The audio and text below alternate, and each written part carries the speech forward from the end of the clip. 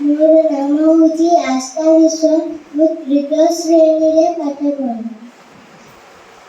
ଯେଉଁ ଦେଶରେ ଜନମ ମୋର, ଯାହାର କୋଳେ ବଢୁଛି ମୁଁ, ଜନନୀ ପରି ପାଲୁଛି ଯିଏ, ସେଇ ତମର ଜନମ ଭୂମି।